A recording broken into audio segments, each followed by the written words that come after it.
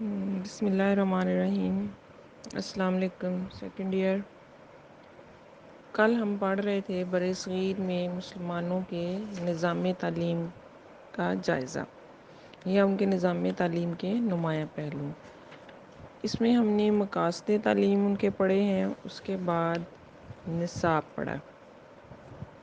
نصاب میں کل میں نے آپ کو بتایا تھا کہ نصاب کتنے درجات میں تقسیم کیا گیا تھا، کتنے حصوں میں نصاب جو تھا وہ مسلمانوں نے برصغیر میں جب تعلیم کا آغاز کیا تو نصاب 3 حصوں میں انہوں نے تقسیم کیا تھا: ابتدائی تعلیم کا نصاب، ثانوی تعلیم کا نصاب اور اعلیٰ تعلیم کا نصاب۔ یہ کل میں نے آپ کو پڑھا دیا۔ اس کے بعد تھا برصغیر میں سلاطین دہلی کے زمانے سے لے کر اورنگ زیب عالمگیر کے زمانے تک پھر نصاب کو کتنے حصوں میں یا کتنے ادوار میں تقسیم کیا گیا۔ تو اس دور میں بھی نصاب کو 3 حصوں میں یا 3 ادوار میں تقسیم کیا گیا تھا۔ پہلا دور مسلمانوں کے نظام تعلیم کے آغاز سے شروع ہوتا ہے، یعنی جب برصغیر میں مسلمان آئے، انہوں نے اپنا نظام تعلیم وضع کیا، تو پہلا دور مسلمانوں کے نظام تعلیم سے لے کر عہد اکبری تک جو ہے یہ مشتمل ہے، یعنی اکبر بادشاہ کے عہد تک جو ہے یہ مشتمل ہے۔ پہلا دور یعنی ایک ہی طرح کا نصاب جو ہے وہ چلا تھا۔ تو اس دور میں عربی زبان و ادب، تفسیر، حدیث، فقہ، منطق، کلام اور تصوف جیسے مضامین جو تھے یہ شامل نصاب تھے، اور یہ نصاب یہ دور 200 سال کے عرصہ پر محیط ہے، یعنی 2 صدیاں تعلیم کا ایک دور جو ہے یہ چلا ہے۔ اور اس پہلے دور میں جو مضامین جن کو فوقیت اور اہمیت رہی، اس میں عربی زبان و ادب یعنی عربی زبان اور اس کا سارا لٹریچر، پھر تفسیر، حدیث، فقہ، منطق اور کلام اور تصوف، یعنی ٹوٹلی جو ہے وہ ہمارا دین اسلام کا نصاب جو ہے یہ غالب رہا۔ اب دوسرا دور جو ہے یہ عہد اکبری سے شروع ہوتا ہے اور درس نظامی کے شروع ہونے تک رہتا ہے۔ اکبر بادشاہ کا دور جو تھا یہ کافی لمبا تھا۔ تو اس کے پہلے دور میں سکندر لودھی کے زمانے میں فلسفہ منطق کی طرف رجحان زیادہ ہوا۔ دوسرے دور میں اسے مزید ترقی دی گئی، یعنی فلسفہ اور منطق کو مزید بڑھایا گیا، یعنی حب دانش کو، عقل کو، ایسی علوم و فنون جن کو دلیل کے ذریعے ثابت کیا جائے اور جن کو ذہن و عقل جو ہے وہ مانتا ہو۔ عہد اکبری جو تھا یہ مذہبی آزادی کا دور تھا۔ اکبر بادشاہ جو تھا یہ انتہائی جو تھا وہ مذہبی آزادی کا قائل تھا۔ اس دور میں فتح اللہ شرازی اکبری دربار سے وابستہ ہوئے اور انہیں علم کی بنا پر اسد الملک کا خطاب بھی دیا گیا۔ تو فتح اللہ شرازی نے جو سابقہ نصاب تعلیم تھا اس میں کچھ اضافہ کیا جنہیں مسلمان علماء نے قبول بھی کیا، اور دوسرا دور ان تبدیلیوں سے شروع ہوتا ہے اور فلسفہ منطق اور علم الکلام کی کتابوں کے نصاب میں اضافہ ہوتا رہا۔ اس طرح نصاب کا منقولات سے معقولات کی طرف رجحان جو ہے یہ زیادہ ہو گیا، یعنی نقلی علوم دینی علوم سے ہٹ کر پھر دنیاوی علوم کی طرف اکبر بادشاہ کے دور میں نصاب تعلیم جو تھا اس کا رجحان زیادہ بڑھا۔ اس دور میں ایک نئے مضمون کا یعنی طب کا اضافہ بھی کیا گیا، یعنی سائنسی علوم کی بنیاد بھی اسی دور میں رکھی گئی۔ تو پہلا دور جس میں عربی زبان و ادب، تفسیر، حدیث، فقہ وغیرہ شامل تھے، یہ چیزیں پہلے دور میں رہ گئیں، اور جب اکبر بادشاہ کا دور آیا تو ان کی طرف توجہ جو تھی وہ پھر کم رہی اور دنیاوی علوم کو زیادہ فوقیت دی گئی۔ اس طرح نصاب جو تھا وہ نقلی علوم سے نکل کر معقولات یعنی عقلی علوم، دنیاوی علوم کی طرف آ گیا۔ یہ دور جو تھا یہ درس نظامی تک جو تھا وہ چلا تھا۔ اب آتا ہے تیسرا دور۔ اورنگ زیب عالمگیر کے زمانے میں ملا نظام الدین سہالوی نے دور اکبری کے نصاب میں کچھ ترامیم کی اور اضافہ کر کے ایک نیا نصاب تعلیم ترتیب دیا جسے درس نظامی جو ہے وہ کے نام سے مشہور ہوا، یعنی انہی کے ملا نظام الدین سہالوی کے نام سے ہی جو ہے وہ نصاب مشہور ہو گیا، جس کو درس نظامی کا نصاب جو ہے وہ کہتے ہیں۔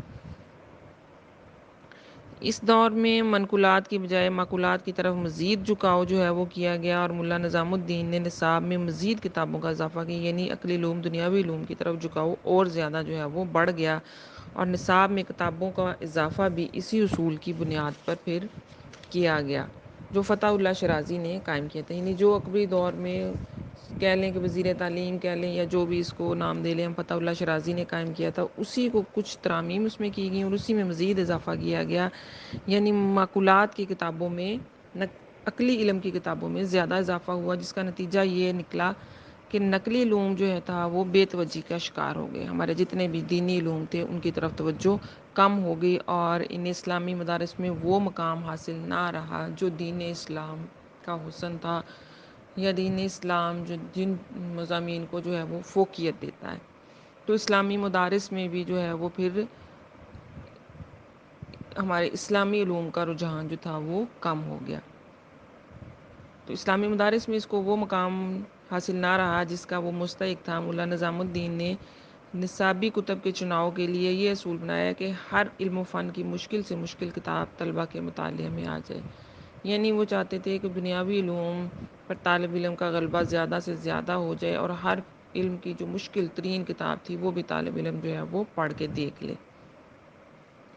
تو درس نظامی کے رائج ہونے سے نقلی علوم جو تھے وہ بالکل ان کے اوپر توجہ نہیں دی گئی، اور اس کا ازالہ کرنے کے لیے شاہ عبد الرحیم نے پھر مدرسہ رحیمیہ دہلی میں قرآن و حدیث کو دوبارہ نصاب میں مرکزی حیثیت دینے کے لیے ایک تحریک شروع کی، یعنی جب قرآن حدیث اور فقہ کی طرف جو تھا وہ اکبری دور سے لے کر پھر ملا نظام الدین سہلوی کے دور میں بھی جو ہے وہ ایسا، اورنگزیب کے زمانے میں بھی ایسا رہا، تو پھر انہوں نے جو ہے وہ کیا کیا تھا، نقلی علوم کو بالکل جو ہے وہ پیچھے لے گئے تھے، اور اس کی جگہ معقولات عقلی علوم یعنی دنیاوی علوم کو، یعنی جو آج کل ہم پڑھتے ہیں ان کی طرف جو تھا وہ غلبہ بہت زیادہ ہو گیا تھا۔ پھر اس کا ازالہ کس نے کیا؟ شاہ عبد الرحیم نے مدرسہ رحیمیہ دہلی میں جو ہے وہ ایک بنیاد ایک مدرسے کی رکھی، یہاں قرآن و حدیث کو دوبارہ سے نصاب میں شامل کیا گیا، اور بعد میں ان کے بیٹے شاہ ولی اللہ نے اس تحریک کو آگے بڑھایا، اور درس نظامی کے نصاب میں جو خامیاں نظر آئیں ان پر انہوں نے صحت مندانہ تنقید کی، دلیل سے ثابت کیا کہ یہ چیزیں نصاب میں نہیں ہونی چاہیے،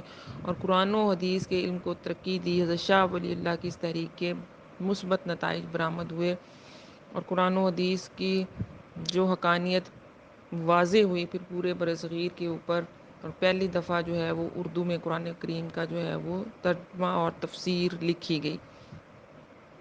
یہ شاہ ولی اللہ کا جو ہے وہ کارنامہ ہے، اور پھر یہاں سے ان کے بے شمار طلبہ جو ہے وہ اس مدرسے سے پیدا ہوئے، اور پھر آگے چل کر آپ پڑھیں گے کہ کون کون سے جو ہے وہ آپ نے، پھر دارالعلوم دیوبند جو تھا وہ بھی اسی کی ایک شاخ آگے چل کر بنا، اور جس نے دین اسلام کو برصغیر میں پھیلانے میں پھر نہایت اہم کردار ادا کیا تھا۔ تو درس نظامی کی جو خصوصیات ہمیں نظر آتی ہیں یہاں انہوں نے جو بیان کی ہیں کہ درس نظامی کا آغاز آج سے تقریباً 400 سال پہلے اورنگزیب کے عہد میں ہوا، لیکن آج بھی یہ نصاب ہمارے بہت سے دینی مدارس میں بعض تبدیلیوں کے ساتھ اور اضافوں کے ساتھ پڑھائی، یعنی ہر چیز کو ختم نہیں کیا گیا تھا نصاب میں سے۔ شاہ عبد الرحیم نے اور پھر شاہ ولی اللہ نے بھی اس میں جو خامیاں نظر آئی تھیں ان کو دلیل کے ذریعے ثابت کیا، ان کی ترمیم کر دی گئی، اور اس کی جگہ نئی چیزیں اس نصاب کے اندر شامل کر دی گئی تھیں۔ اب اس کی خصوصیات میں پہلے نمبر پر جو چیز ہے کہ اس نصاب میں فلسفہ اور منطق وغیرہ کی نسبت قرآن و حدیث پر توجہ کم تھی۔ جتنی اہمیت فلسفہ کو دی گئی، جتنی زیادہ منطق کو دی گئی، اس کی نسبت قرآن اور حدیث جس کی اولیت اور فوقیت پہلے نمبر پہ ہونی چاہیے تھی وہ ہمیں کم نظر آتی ہے۔ دوسرا ہے نصاب میں تاریخ اور جغرافیہ جیسے اہم مضامین کو شامل ہی نہیں کیا گیا، حالانکہ تاریخ جو ہے اس کو تو ہمارے نصاب میں جو ہے وہ بنیادی اہمیت ملنی چاہیے۔ اگر ہمیں اپنی تاریخ کا پتہ نہیں ہوگا تو اپنے حال کو جو ہے وہ کیسے سنواریں گے، ہم اپنے مستقبل کو جو ہے وہ کیسے دیکھیں گے، تو ہمیں اپنی تاریخ کو دیکھنا پڑے گا۔ اس میں ہماری مسلم ہسٹری بھی شامل ہے، اور ہماری ہسٹری آف پاکستان بھی جو ہے وہ شامل ہے، کیسے ہم نے جو ہے وہ جدوجہد آزادی کی اور ایک ملک حاصل کیا، کیا قربانیاں جو ہیں وہ دین اسلام کی راہ میں ہمارے پیغمبروں نے جو ہے وہ دین اور کلمہ توحید کو اور کلمہ حق کو جو ہے وہ بلند کیا. تو یہ ساری چیزیں ہماری تاریخ ہیں, ہم نے ان کا پتہ ہونا چاہیے, اور ہم نے اس تاریخ کو اپنی آنے والی نسلوں میں اس کو جنریٹ بھی جو ہے وہ کرنا ہے. تو یہ ساری چیزیں جو تھیں اس وقت کم تھیں, تو کہتے ہیں کہ ان کو دوبارہ جو ہے وہ نصاب میں شامل کیا گیا. یہ کرنا چاہیے تھا کہ ہماری تاریخ اور جغرافیہ یہ دونوں مضامین بھی درس نظامی میں شامل نہیں تھے. پھر تاکہ صرف و نحو کی کئی کتابیں نصاب میں شامل تھیں. کئی کتابوں سے جو ہے وہ طالب علم کو اندازہ نہیں ہو سکتا تھا کہ وہ کون سی گرامر جو ہے اس کو استعمال کرے گا. نمبر 4, درس نظامی کے نصاب کی ایک خاصیت یہ تھی کہ اس سے مطالعہ قوی ہو جاتا. یعنی مشکل سے مشکل تر ان کا خیال تھا کہ نصاب میں مضامین شامل کیے جائیں تاکہ طالب علم کی قوت مطالعہ جو ہے وہ کبھی جو بار بار پڑھانا اور سمجھانا جو تھا, یہ بہرحال ایک خوبی تھی کہ یاد کرنے کی صلاحیت جو تھی وہ بہت بڑھ گئی تھی. 5واں تھا, درس نظامی کے نصاب میں معلومات کی وسعت کی بجائے فہم و تدبر اور سوچ بچار. ظاہر ہے فلسفہ اور منطق تو سوچ اور بچار سے نکلتا ہے. فلسفہ نام ہی جو ہے وہ دلیل کا ہے, فلسفہ نام ہی جو ہے وہ عقل مندی سے محبت کا ہے. جس چیز کو عقل مانتی ہے, جس چیز کی وضاحت ہمارے اوپر جو ہے وہ ہوتی ہے, فلسفہ جو ہے وہ کل کو جو ہے وہ دیکھتا ہے, جز کو بھی دیکھتا ہے, کل کو بھی دیکھتا ہے. وہ ایک درخت کا مطالعہ نہیں کرتا, وہ پورے ایک جنگل کا مطالعہ جو ہے وہ کرتا ہے, تب وہ ایک درخت کی بناوٹ کو, اس کی آئیڈینٹی کو جو ہے وہ واضح کر پاتا ہے. تو وہ کہتے ہیں کہ اس سے معلومات کی وسعت, اس کی فہم, تدبر اور سوچ بچار میں جو ہے وہ بہت زیادہ وسعت آئی تھی, یا اس کو ترقی ملی تھی. درس نظامی کے نصاب کا جائزہ لینے سے یہ نتیجہ ہمارے سامنے آتا ہے کہ اس دور میں نصاب کو پیچیدہ اور مشکل تر بنایا گیا, اور اعلیٰ تعلیم میں منقولات کی نسبت مقولات زیادہ اہمیت اختیار کر گئے تھے. یعنی نقلی علوم ہمارے قرآن, سنت اور قرآن, حدیث, فقہ وغیرہ کی نسبت جو تھی وہ دنیاوی علوم کو زیادہ اہمیت ملی. یہ نصاب آج کل بھی مدارس میں پڑھایا جاتا ہے, لیکن ملا نظام الدین کے بنائے گئے نصاب اور آج کل کے درس نظامی کے نصاب میں بہت زیادہ فرق ہے. یعنی وہ تو وقت کے حساب سے پھر نصاب میں تبدیلی اور ترمیم ہوتی رہتی ہے, جس چیز کی ضرورت ہو ہم اس کو شامل نصاب کرتے رہتے ہیں, اور جو پھر ہمیں لگتا ہے کہ وقت کے حساب سے اب صحیح نہیں ہے, ہم اس میں ترمیم کر کے اس کو نکال بھی دیتے ہیں. تو آج کل بہت سی ایسی کتابیں نصاب میں شامل ہیں جو ملا نظام الدین کے عہد میں نہیں تھیں. اس کے علاوہ متعدد کتابیں جو اس وقت نصاب میں شامل تھیں اب ختم کر دی گئی ہیں. ان تبدیلیوں کے باوجود درس نظامی کا نصاب جمود کا شکار ہے, اور زمانے کے بدلتے ہوئے تقاضوں کا وہ کہتے ساتھ نہیں دے رہا. تو ایسا نصاب جو زمانے کے تقاضوں کا, یہ ظاہرہ عقلی علوم جو ہے یہ جمود کا شکار ہو سکتے ہیں, ان میں تبدیلی اور ترمیم کی جا سکتی ہے, لیکن جمود کا شکار جو ہے وہ کون سا نصاب نہیں ہے؟ ہمارا دین اسلام کا نصاب, ہمارا قرآن اور حدیث یہ جمود کا شکار نہیں ہے. ان میں کوئی تبدیلی اور ترمیم نہیں ہو سکتی. وقت کے حساب سے 1400 سال ہو چکے ہیں, آگے اگر 1400 سال مزید بھی جو ہے وہ ہو جائیں تو یہ نصاب, یہ قرآن اور حدیث تب بھی ہماری رہنمائی کرے گا. اور زمانہ جتنا مرضی جو ہے وہ جدید ہو جائے, آپ دیکھ لیں کہ اس جدت کے زمانے میں بھی آپ کو رہنمائی جو ہے وہ بہترین فراہم ہو جائے گی.